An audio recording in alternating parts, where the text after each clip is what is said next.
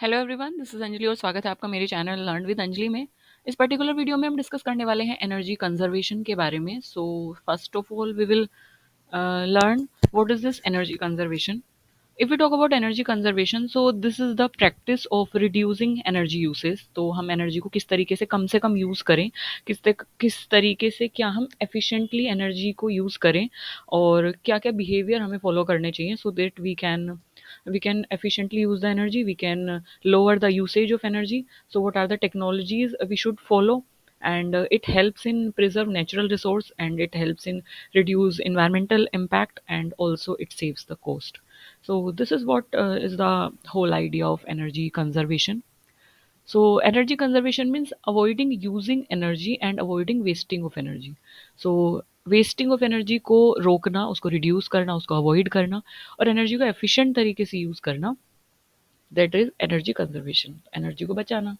अब एनर्जी क्या है? एनर्जी इज दैट कैपेसिटी कि जो कोई भी चीज़ जब काम करती है तो उसके पीछे क्या होती है? एनर्जी होती है।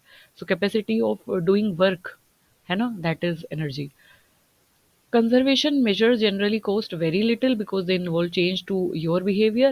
अब एक example would be turning off your television after you have finished watching it rather than leaving it switched on in a standby mode. तो एक छोटा सा एग्जाम्पल इसमें दिया गया है एनर्जी कंजर्वेशन का कि जब आपने टीवी को देखना बंद कर दिया है या जब आप बाहर जा रहे हैं तो just switch off your television, तो उससे टीवी वर्क नहीं करेगा, एनर्जी सेव होगी। Energy is what? इलेक्ट्रिसिटी। अब हमने एनर्जी के बारे में एक और वीडियो में बात की थी जब हमने नेचुरल रिसोर्सेज पढ़ा था, तो वो आपको वीडियो मिल जाएगी इन दैट, मैं उसको आई बटन में भी पिन कर दूंगी so you can go and watch there. So जो एनर्जी है ना, there are different kind of energy, जैसे kinetic energy, potential energy, electrical, heat energy. So energy change करती है अपनी फॉर्म, है ना। तो पोटेंशियल से काइनेटिक में, काइनेटिक से मैकेनिकल में, and light energy, heat energy, chemical energy. So there are various kind of energy. So if you want to learn about the energy, so you can tap here and see that video. So this is the simple example. अब क्या होगा अगर हम energy को conserve ना करें तो, मतलब क्या इम्पैक्ट होंगे उसके। सो देख लेते हैं कि stripping the planet of its natural resource. Energy एक नेचुरल रिसोर्स भी है। So energy consumption is also drastically affecting its climate pattern, तो ये क्लाइमेट पैटर्न को भी अफेक्ट करेगा। और मेजर फ्लड में now start to happen every 10 to 20 years rather than once or twice a century. तो आपने देखा होगा बहुत सारी जो फ्लडिंग है, बहुत सारे फ्लड आ रहे हैं, और 10 to 20 years में, जो कि सेंचुरीज में आया करते थे। So that is the thing. Okay, इसके अलावा ग्लोबल सी लेवल राइज होगा almost a meter by 2100, 2100। Coastal areas around sea will be at greater risk.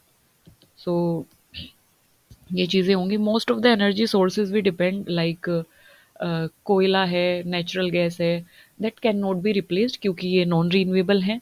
So once we use them they gone forever. So another problem is that most forms of energy can cause pollution. So ये सब pollution create करती है। So these are the things, अगर हम energy को conserve नहीं करेंगे वो सारी चीज़ें हमें देखने को मिलेगी।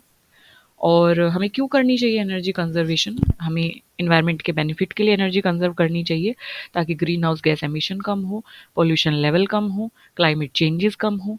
इकोनॉमिक बेनिफिट के लिए हमें एनर्जी कंजर्व करनी चाहिए ताकि हमारे एनर्जी बिल्स, जो इलेक्ट्रिसिटी बिल्स आ रहे हैं वो कम आएँ। और फॉसिल फ्यूल पे हमारी जो रिलायंस है वो कम हो, हम जो उन पे रिलाय हो रहे हैं तो वो हम कम हो फॉसिल फ्यूल पे, क्योंकि ultimately they cause green house gas emission. Resource preservation के लिए एनर्जी हमें कंजर्व करनी है, और एनर्जी सिक्योरिटी के लिए तो हमें एनर्जी कंजर्व करनी ही है। सो इसलिए हमें एनर्जी कंजर्व करनी है। सो क्या क्या ड्यूज हमें फॉलो करने हैं जिससे एनर्जी कंजर्व हो, और क्या क्या हमें डोंट्स फॉलो करने हैं जिससे एनर्जी कंजर्व हो, क्या क्या चीज़ें हमें नहीं करनी है। सबसे पहले डूज देख लेते हैं। So what are the do? So switch to energy efficient light bulb. So energy efficient light bulb से पे स्विच करें। आपने देखा होगा यहाँ पे दो बल्ब, इस पिक्चर में दो बल्ब दिए गए हैं, that is yellow one, and एक दिया गया है आपको वाइट वाला। सो जो ये येलो वाला है ये हम बहुत पुराने टाइम में यूज़ किया करते थे, जब सबसे पहले बल्ब्स, मतलब जो हम यूज़ करते थे, इनको इनकैंडेसेंट बल्ब बोला जाता है। ये बहुत ज़्यादा एनर्जी को कंज्यूम करते हैं और उसके बाद बहुत कम लाइट एमिट करते हैं। इसमें टंगस्टन का वायर होता है, आपने देखा भी होगा, फिलामेंटस टंगस्टन वायर होता है। सो टंगस्टन का जो हीटिंग कैपेसिटी होती है वो बहुत हाई हीट को टॉलरेट कर सकता है। तो जब टंगस्टन गर्म हो जाता है तो उसके बाद ये एमिट करना स्टार्ट करते हैं हीट को, तो इसलिए येलो दिखाई देते हैं। तो ये बहुत हीट अप भी हो जाते हैं, आसपास के एनवायरनमेंट में हीट भी क्रिएट कर देते हैं, हीटिंग इफेक्ट ये देते हैं।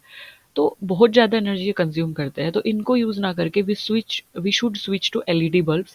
सो एलईडी में क्या होता है, एलईडी में गैसेस होती हैं and they emit white kind of light, और वो जो लाइट होती है आप ध्यान देंगे तो इवन होती है, कहीं पे कम कहीं पे ज़्यादा नहीं होती है, पूरा रूम जो है लाइट अप करता है। So this is what we can switch, क्योंकि ये कम एनर्जी कंज्यूम करके ज़्यादा लाइट दे रहे हैं। Buy energy star appliances and equipments, so आपने देखा होगा यहाँ पे ये दिया गया है, ऐसी एनर्जी रेटिंग दी हुई थी। जब भी आप रेफ्रिजरेटर बाय कर रहे हैं या वॉशिंग मशीन बाय कर रहे हैं, तो जनरली मैंने तो देखा है उस पे ना एनर्जी रेटिंग होती है। तो ऐसे एनर्जी स्टार अप्लायंसेस आप खरीदें, वो एनर्जी रेटिंग जो है सर्टिफाइड होती है और वो बताती है कि कितनी एनर्जी कंज्यूम करके कितना मिली वोट और what ever mega vote in सबका जो एनर्जी कंजप्शन है और कितना एनर्जी कंज्यूम ये कर रहे हैं अप्लायंसेस, तो एनर्जी रेटिंग होती है।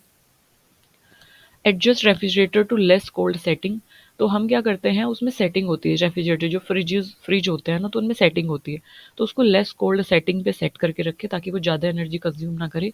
Make minimum maximum use of natural light, ज़्यादा से ज़्यादा नेचुरल लाइट का यूज़ करें। जैसे कि एग्जांपल ले लेते हैं, जब आपको कपड़े सुखाने हैं तो इंस्टीड ऑफ ड्रायर यूज़ करने के, दैट क्लोथ ड्रायर यूज़ करने के, आप उसको बाहर ओपन एरिया में अपने क्लोथ्स को डाल सकते हैं और वो नेचुरल लाइट में सूख जाएंगे। तो उससे दो फायदे होंगे, एक तो आपका इलेक्ट्रिसिटी कंज्यूम नहीं होगा, एनर्जी सेव होगा। दूसरा कि जो भी बैक्टीरियाज है वो जो हीट है उससे किल हो जाएंगे। तो एक आपको उससे एंटी बैक्टीरियल इफेक्ट भी मिलेगा लाइट से।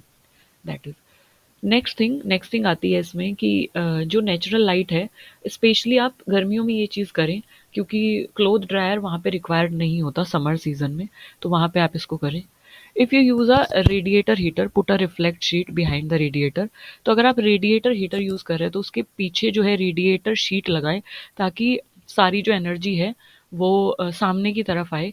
तो it keeps the heating from being absorbed by the wall, तो इससे क्या होगा कि जो वॉल एब्जॉर्ब कर रही है ना हीट, तो वो एब्जॉर्ब नहीं होगी और आपका जो रूम है वो ज़्यादा गर्म रहेगा और एनर्जी कम कंज्यूम होगी। तो that is the idea. Stop vehicles engine at red light signal, तो रेड लाइट सिग्नल पे यूजुअली लोग अपनी कार को स्टार्ट करके, व्हीकल्स को स्टार्ट करके रखते हैं। वो वेट करते हैं कि जब ग्रीन हो तो वो मूव करे suddenly. So don't use that. जब तक रेड लाइट है तो अपने इंजन्स को बंद कर दे, ताकि जो फ्यूल है वो बर्न होना बंद हो जाए और एनर्जी सेव हो। नेक्स्ट इज ट्राई कारपूलिंग, ये एक एग्जांपल है कारपूलिंग का। Carpooling is basically sharing the car, मतलब अगर आप एक कार से एक ही इंसान जा रहे हैं तब भी फ्यूल उतना ही बर्न होगा, और अगर उसमें आप किसी को लिफ्ट दे देते हैं, सीट दे देते हैं, और जितनी भी उसमें सीट है, 4-5 लोग अगर उसमें जा रहे हैं तो भी उतना ही फ्यूल बर्न होगा। तो ये क्या करेगा, ये एनर्जी कंजप्शन को रिड्यूस कर देता है। तो it reduces the energy consumption to try to carpooling, sharing the car. Don'ts क्या फॉलो करने हैं हमें, don't use electricity during day time.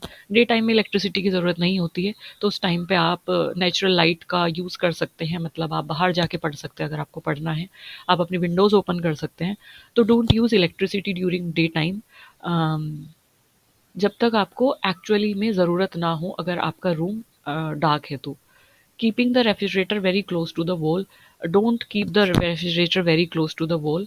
सो ये एनर्जी कंजर्वेशन में हेल्प करता है, अंटिल आपकी जो वॉल्स हैं वो एनर्जी को एब्जॉर्ब कर रही होती हैं। So turn off the light as you leave the room, जैसे ही आप रूम से बाहर जाएं लाइट को टर्न ऑफ कर दीजिए। कोई भी इक्विपमेंट, चाहे वो हीटर है, चाहे वो टेलीविजन है, चाहे वो टोस्टर है, या फिर वो माइक्रोवेव ओवन है, या वो कोई भी इंस्ट्रूमेंट है, या वो कोई भी यू कैन से अप्लायंस है, इंस्ट्रूमेंट नहीं अप्लायंस। बल्ब है, स्पेशली बल्ब्स को हम ऐसे ही ओपन कर देते हैं, चाहे वो फैंस है, तो turn off those electricity appliances while you are living the room, तो उनको बंद कर देना है। If you are not going to be using your computer, अगर आप अपना कंप्यूटर यूज़ नहीं कर रहे हैं तो उसको स्विच ऑफ कर दीजिए, rather than living it on the screen saver mode. तो हम क्या कर देते हैं, उसको ओपन छोड़ देते हैं, स्क्रीन सेवर मोड पर उसको छोड़ देते हैं। Don't use that, turn it off, it will help in saving the energy. So बार बार आप उसको चार्ज करने की ज़रूरत नहीं पड़ेगी।